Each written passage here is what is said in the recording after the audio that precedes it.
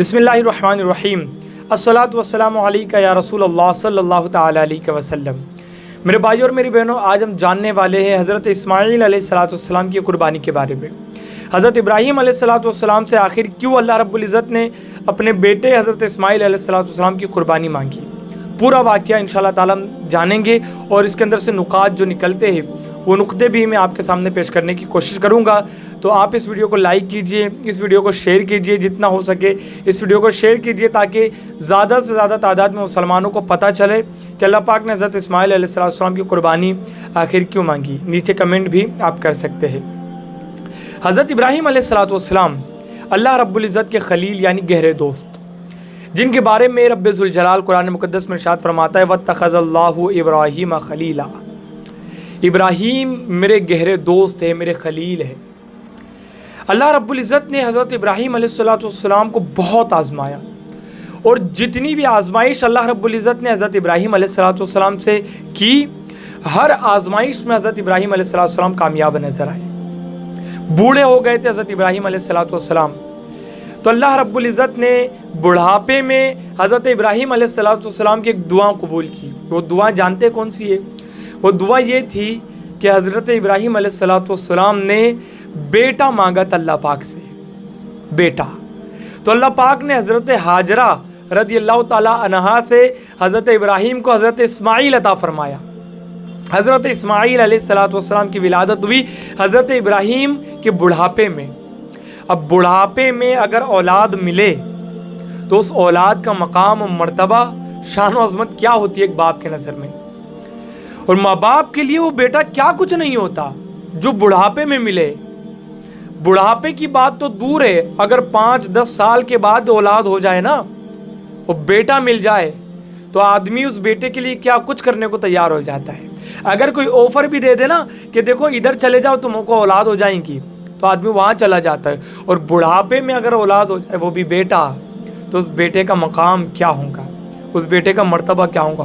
बहुत प्यार करते थे हज़रत इब्राहीम अलैहिस्सलाम हज़रत इस्माईल अलैहिस्सलाम से। थे भी बड़े खूबसूरत हज़रत इस्माईल अलैहिस्सलाम, बड़े खूबसूरत थे।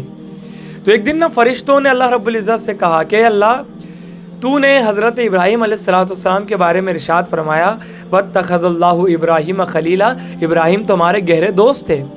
और मौला खलील वो होता है जो जिसका खलील हो उसी से प्यार करे। इब्राहीम का दावत तुझसे है मोहब्बत का, लेकिन मौला इब्राहीम अलैहिस्सलाम अब तुझे इतना नहीं चाहते, तुझसे इतना प्यार नहीं करते। अब इनका प्यार बट गया है और यह अब हज़रत इस्माईल अलैहिस्सलाम से ज़्यादा प्यार करते हैं। अब ज़्यादा प्यार इस्माईल अलैहिस्सलाम से करते, तुझसे इतना प्यार नहीं करते। तो अल्लाह पाक ने फरिश्तों को बताया कि देखो मेरा खलील मुझसे कितना प्यार करता है और हम इसको आजमाएंगे अब। और आजमाइश में क्या मांगेंगे? आजमाइश में इस्माईल मांगेंगे हम। तो अल्लाह रब्बुल इज़्ज़त ने हज़रत इब्राहीम अलैहिस्सलाम को फिर से आजमाना चाहा। 9वीं ज़िलहज्जा को हज़रत इब्राहीम के ख्वाब में एक कहने वाला कह रहा है कि ए इब्राहीम, अल्लाह की राह में कुर्बानी पेश करो। हज़रत इब्राहीम अलैहिस्सलाम ने 100 ऊँटों की कुर्बानी पेश कर दी। दूसरी रात यानी 10 ज़िलहज्जा को फिर ख्वाब आया, इब्राहीम अल्लाह तुमसे कुर्बानी चाहता है, कुर्बानी पेश करो अल्लाह की राह में। दूसरे दिन हज़रत इब्राहीम अलैहिस्सलाम ने 200 ऊँट की कुर्बानी पेश कर दी। तीसरी मर्तबा फिर पुकारने वाला पुकार रहा है, ए इब्राहीम अल्लाह की राह में कुर्बानी पेश करो। हज़रत इब्राहीम अलैहिस्सलाम उठते हैं और सवाल करते, मौला तेरी बारगाह में किस चीज़ की कुर्बानी पेश करूँ? मौला क्या कुर्बान कर दूँ? मौला तू जो बोलेगा मैं वो कुर्बान करूँगा। हर जफा हर सितम गवारा है, बस इतना कह दे कि तू हमारा है। हर तरह की कुर्बानी मौला तेरी बारगाह में पेश करने को तैयार हूँ, मैं तेरा खलील जो हूँ। अल्लाह पाक ने कहा, इब्राहीम उसकी कुर्बानी दो जिसको तुम सबसे ज़्यादा प्यार करते हो। जिसको सबसे ज़्यादा प्यार करते हो ना, उसकी कुर्बानी पेश करो। अल्लाह अकबर। हज़रत इब्राहीम अलैहिस्सलाम समझ गए कि मौला मुझसे इस्माईल की कुर्बानी चाहता है। घबराए नहीं हज़रत इब्राहीम अलैहिस्सलाम, घबराए नहीं। हमसे अगर अचानक कोई चीज़ मांग ली जाए हम घबरा जाते। हज़रत इब्राहीम अलैहिस्सलाम ज़र्रा बराबर भी घबराए नहीं और अल्लाह रब्बुल इज़्ज़त के इस हुक्म पर तैयार हो गए। उठे, हज़रत हाजरा से कहा, ए हाजरा, इस्माइल अलैहिस्सलाम की दावत एक बहुत बड़े दरबार में है, मैं हज़रत इस्माइल को ले जाना चाहता हूँ उस दरबार में, तैयार करो। हज़रत हाजरा रज़ी अल्लाह ताला अन्हा ने हज़रत इस्माइल अलैहिस्सलाम को अच्छा लिबास पहनाया, आँखों में काजल और उस आँखों में सुरमा हज़रत इस्माइल अलैहिस्सलाम के लगाया गया, तैयार किया गया। हज़रत इस्माइल अलैहिस्सलाम को हज़रत इब्राहीम ने अपने आस्तीन मुबारक में खंजर और जो है रस्सी रख ली। चले हैं दोनों बाप बेटे। एक बाप अपने बेटे को ले जा रहा है कुर्बान करने के लिए। क्यों? अल्लाह रब्बुल इज़्ज़त का हुक्म है। हज़रत इब्राहीम अलैहिस्सलाम के अल्लाह से मोहब्बत देखो। वो बेटा जो अल्लाह ने बुढ़ापे में अता किया, उस बेटे को हज़रत इब्राहीम अलैहिस्सलाम ले जा रहे हैं। वो मंजर भी कैसा मंजर होगा, एक बाप अल्लाह की राह में कुर्बान करने को अपने बेटे को लेकर के जा रहा है। फरिश्ते भी हैरान होंगे देखकर कि इब्राहीम कैसा बाप है। अगर बाप इतनी शान वाला है कि वो अपने बेटे को कुर्बान करने के लिए लेकर जा रहा है, तो बेटा भी बड़ा अजीमुश्शान है जो कुर्बान होने के लिए अपने बाप के साथ जा रहा है। अगर बाप अजीमुश्शान है तो बेटा भी बेमिसल बेमिसाल है। अल्लाह अकबर। दोनों बाप बेटे चले हैं। अल्लाह अकबर। हज़रत इब्राहीम अलैहिस्सलाम जा रहे हैं। शैतान तो तिलमिला गया। शैतान कब चाहता था कि हज़रत इब्राहीम अलैहिस्सलाम हज़रत इस्माइल को कुर्बान कर दे और हज़रत इस्माइल कुर्बान होने के लिए तैयार हो जाए, कब चाहता था? तो वो एक बूढ़े का भेष लेकर हज़रत हाजरा के पास पहुंचा। कहने लगा, ए हाजरा, क्या तुम जानती हो हज़रत इब्राहीम तुम्हारे बेटे इस्माइल अलैहिस्सलाम को कहाँ लेकर गए? हज़रत हाजरा ने मुस्कुराते हुए कहा, हाँ, बहुत बड़े दरबार में दावत है, उस दरबार में गए हैं दोनों। तो शैतान कहने लगा, कोई दरबार में नहीं गए हैं। हज़रत इब्राहीम तुम्हारे बेटे हज़रत इस्माइल को कुर्बान करने के लिए लेकर गए हैं, उनकी कुर्बानी करने के लिए लेकर गए हैं। हज़रत हाजरा ने कहा, तूने कब देखा है कि एक बाप, मेहरबान बाप, अपने बेटे के गर्दन पर छुरी चला दे? क्या ऐसा किस्सा भी ज़माने में हुआ है कि बाप ने बेटे की गर्दन पर खंजर चलाया है, छुरी चलाया है? तो शैतान तो समझ रहा था कि हाजरा बराबर चाल में आ रही है, लेकिन हज़रत हाजरा भी अल्लाह की मखसूस बंदी थी। तो शैतान ने कहा, ए हाजरा, हज़रत इब्राहीम समझते हैं कि अल्लाह की तरफ का हुक्म है, अल्लाह रब्बुल इज़्ज़त ने यह हुक्म दिया है कि इस्माइल को कुर्बान कर दो। हज़रत हाजरा ने बड़े तेवर में उस शैतान मरदूद से कहा, ए मरदूद, तू शैतान मालूम होता है, और सुन ले, अगर अल्लाह का हुक्म है कि इस्माइल की कुर्बानी की जाए तो एक इस्माइल नहीं, 1000 इस्माइल होते तो हज़ारों इस्माइल को मैं अल्लाह रब्बुल इज़्ज़त के इस हुक्म पर कुर्बान कर देती।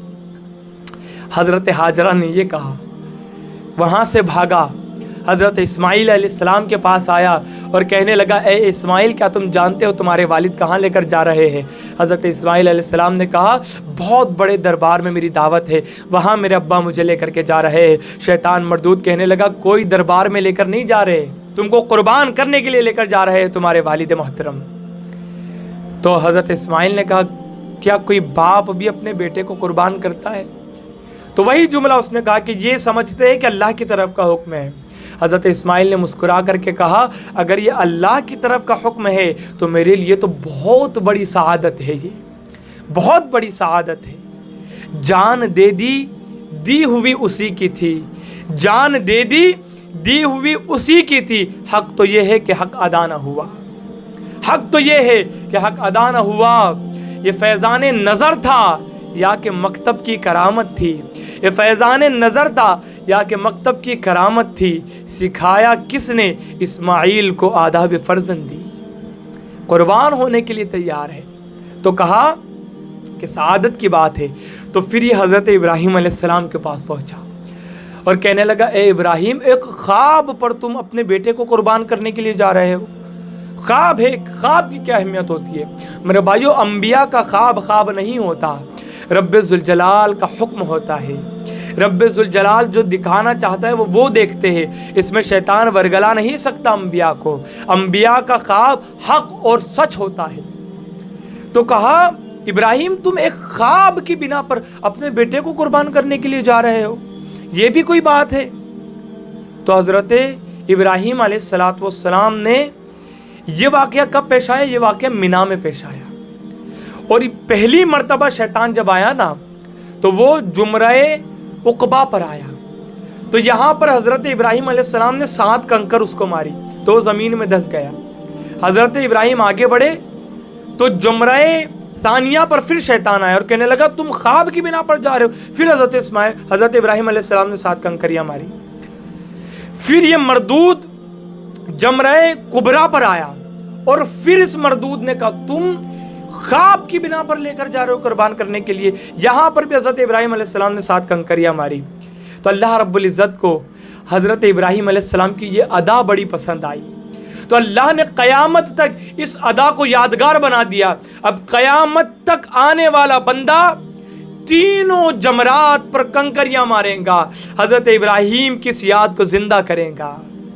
شیطان نظر آئے یا نہ نظر آئے، میرے خلیل کی ادا زندہ رہنا چاہیے، میرے خلیل کی اس ادا کو قیامت تک زندہ رکھوں گا۔ یہ رب ذوالجلال کا حکم اور یہ رب ذوالجلال کے چاہنے سے یہ ادا قیامت تک باقی رہ گئی۔ حضرت ابراہیم علیہ السلام آگے بڑھے، پہنچ گئے قربانی کے مقام پر۔